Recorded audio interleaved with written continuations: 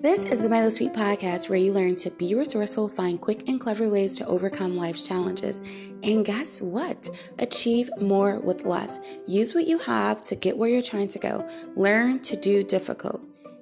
And for excuses, get rid of them. I mean, all of them. They're dead to me. Let's go.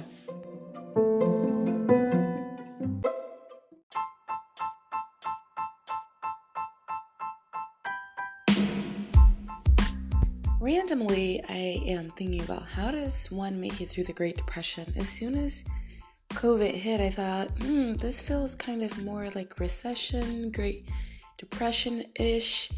And so I started doing some research. This was like long ago, like in March. So what is it? Like, I don't know, 9 months later. But the point that I'm trying to make is I read a lot of articles. I think I even read a book about it. And really, I would say, first off, I didn't live during the Great Depression, so someone who did, and if you're out there choosing to listen to the Milo Sweet Podcast, I would like to hear from you. But from what I could gather, reading about it years later, was that the people that made it through were able to diversify their income. What does that mean? Make income in multiple ways and be super, super, super resourceful. Meaning, exactly what my podcast is, finding quick and clever ways to overcome. So the trick to resourcefulness is you're either going to spend time or money. That's usually how it's going to work. You're going to spend your time on a skill. You're going to spend your money on paying for that skill or leveling up. Maybe you're paying someone who has a higher level of learning or retention or a mastery of their skill, and you're paying them to either work alongside you or to teach you. Another option would be you have an apprenticeship. You go and you watch and you learn, but you invest your time. And that's basically it. Like, the podcast could literally be over. I find that this is a harder concept for people in the age of convenience. Meaning everything you can set up in your life can be super convenient. And all of a sudden when, poop hits the fan, you're like, wait a minute, how do I make coffee again? Okay, no shade to you if you haven't made coffee. I know some people who have not made coffee because I make the coffee for them, okay? But in the age of huge amount of technology and knowledge, it kind of sounds like you should be making coffee. You should be able to just figure that out. You could figure it out. And I would say, I don't know what 2021 is going to hold, but I know some of y'all had y'all fingers crossed waiting for that young stimuli check. So I think the trick to 2021, and I think just the way of life, I personally think way of living is going to be how many streams of income you can have. I think that was always a way of living. It just wasn't mainstream. And now there's it's mainstream, the concept, as well as also there's a lot of autonomy in how you can have income streams. But I think it's going to be multiple types of, income or streams of income. And then I also think that it's going to be being resourceful.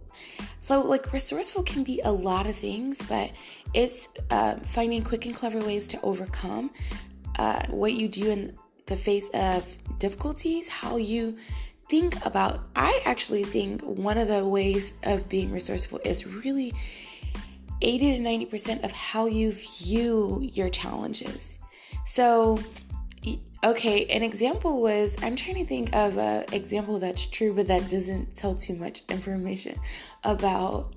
I'll do an example of something else. Okay, so sorry, I don't want to I have a really good example. I know you want to know what it is, but I didn't ask my friend if I could tell it, and I don't think that's right.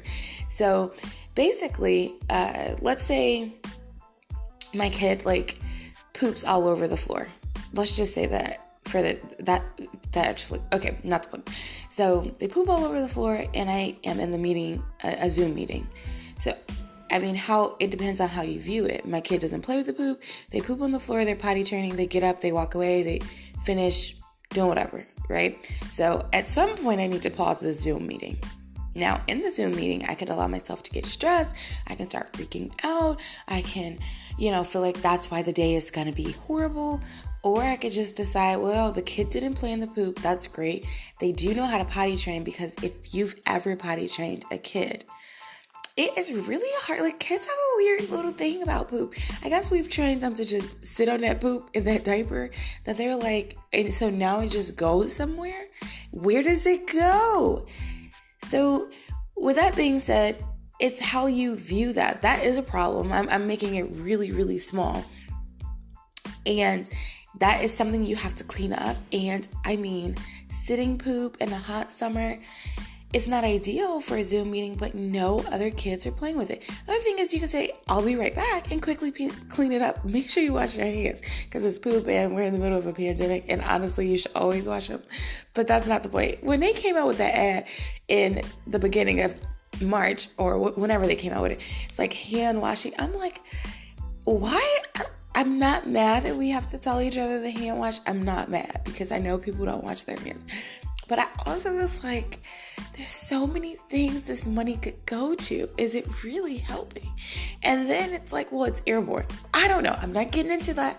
I'm just saying, I thought I could give you a long list of things that the hand washing can go to. And also, do you think people are going to change years of habits of not washing their hands? They're going to need a deeper connection to that. Yeah, like increased unemployment if we could see if you send in videos washing your hands. Yeah, get the kids to rat on them. If you want somebody to rat, ask people's kids, do they wash their hands? Okay, totally off center here. But that's one example. Another example would be your favorite coffee shop isn't open during your hours, or you can't get to it in the morning because you're not going to work and you're freaking out. Okay, that's one way to view it. The other way to say it's like, I'm not saying you shouldn't, support your local coffee shop, because I do think it's important to support local businesses as best as you can during this time. So it's just even simple things. So if you donate $1, or you buy a bag of coffee from them and you make it yourself. But basically, you could look at all the money you're saving, that you can customize it yourself, that you could try lots of different flavors, that you're not, stuck to just the coffee right by you. You can try all the coffee shops around you. You could also master the skill where it becomes something you look forward to. I love the pour over, the Chemex. That's like my jam. So an espresso machine would be my jam too. But okay, you're out there, you're listening, you know who you are. I need that right now. Okay. So yeah, how are you viewing your situations right now? Are you looking at them as it's difficult, it sucks, and it's never going to get any better? Or are you looking at them and saying, okay, what is my angle? How can I make this work? How can I overcome? Because I'm going to tell you, it is 3:28 in the morning right now. And I had to do the same thing getting out that bed. I'm like, dude, I don't want to do it. Didn't have anything even to talk about. Well, I made a long list of podcasts. And I was like, oh, these would be great ideas. But, it's also like making a long list of recipes. You kind of gotta want to really vibe with that day or that morning. And I'm not saying I couldn't record. I totally could record it. It's just, I also like to be in sync with what I'm thinking and how I'm feeling. I think you should do things in spite of your feelings. But I also think that sometimes you have a hunch, or you have an intuition, and it's maybe for someone else that they need encouragement that day. So I don't want to just spew out information, because we all have information overload. So I don't want to do that. I might, because I have to run a show, but I really want to reduce that, where information is effective and it's to the point. So I think if you really want to gear up to really make it through 2021, I think part of it is figuring out just how to diversify. And diversification is very simple. Let's say you're making unemployment. That's all you're making. You can diversify your unemployment by picking up a job. You can still get unemployment, or the PUA, this pandemic assistance. It's a little bit different than how unemployment traditionally would have worked. But you can become a gig worker. You could do something, become an independent contractor. You can also sell some of your old clothes, sell some of your used, kids' clothes. get rid of stuff. The other thing that people don't realize that I think is a huge part of diversification is be thoughtful about what you spend your money on. Like, make the bar a little bit higher. So I used to love I still love a good clearance sale. But I started to realize when I bought a lot of things off clearance, one, it becomes a game to you. All of you guys who know about a good clearance sale, it doesn't matter what level. I know at some brands, they say, like I've seen some brands who have never really had a sale have sales. Even, there was this one brand, I literally just put my stuff in the cart and I waited a year and nothing changed. The online shopping cart did not change. My stuff stayed in the cart, but the price of it did not change. And I realized, I was like, okay, even that brand this year in 2020 had a sale. I found a jacket. I'm not going to say the price, but I found a jacket I really liked. And I was like, wow, it's half off. I didn't buy it because I think I was just mad at them because I felt like they were trolling me. It was like, oh, you're like, no, I'm not reducing my prices. And now you're like, I'm reducing my prices. I think I would have respected them more. Like, nope, value is still here. Value is still here. And maybe throw in like, you get these shoes with this little, this code. Then I would have like, okay, you know what? You're going to get it. So what is your standard? I totally forgot my thought. What's your standard for buying things? So one way of diversification is like not buying anything. Stop spending your money on just everything. I think that sounds really harsh, especially for those who express yourself by spending or you like to give gifts. Give other things. Give a card. I mean, you could give this podcast to somebody. Now, if you want to donate, don't change your standard. No, I'm just kidding. No, seriously. So think about that. And when you save money, give it a goal.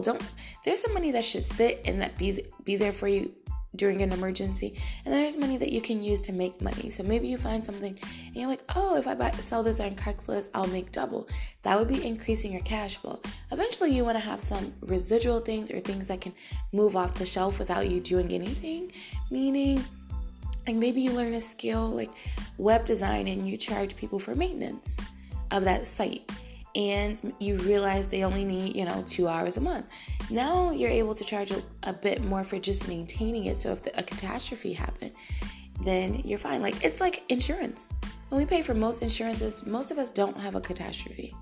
We're just paying for the idea that it might happen. It might happen. And usually they just keep that. Yeah, there's no like refund. I'm like, can I get some of my money back for what I didn't do last year? No. They just wanted to make sure you were insured. So you come up with a business model like that. Insure some people. Legally though. Legally. I'm talking about on the up and up. Okay. So that is all. That was a random spiel, but that was from the heart. I hope you get that. And I think it's to encourage people to say, hey, you have value. You have the opportunity to change how you see what's going on in your life. No one can control. There's things people can control. And in 2020, we've seen it. They can control lives. They can control and politicize things that shouldn't be politicized. Some things are really just that simple.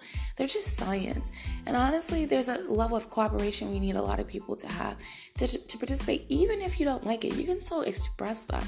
But there's been just things that you can control what you can control. And you can control how you feel and think about a situation. It does take practice though.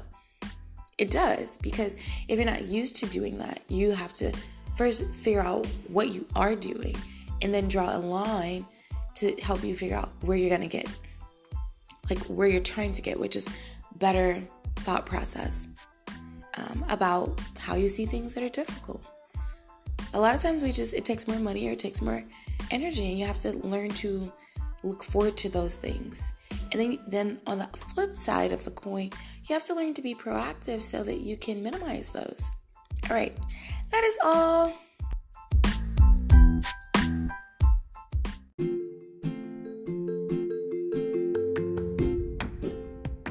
Did you know that you could impact my podcast by liking, subscribe, reviewing, and sharing?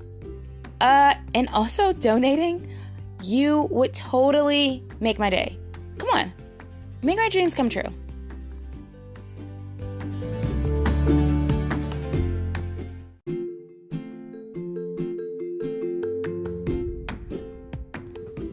All right, that's another episode in the books. Hello? Hello? I said it's over. Why are you still listening? Like, seriously, the episode is over. If you're still listening right now, you know what? You're probably a chronic procrastinator. Guess what? I'm still listening too. Come on, for real, seriously. We gotta go do something productive. No, like for real. No, for real. Okay, you can keep listening.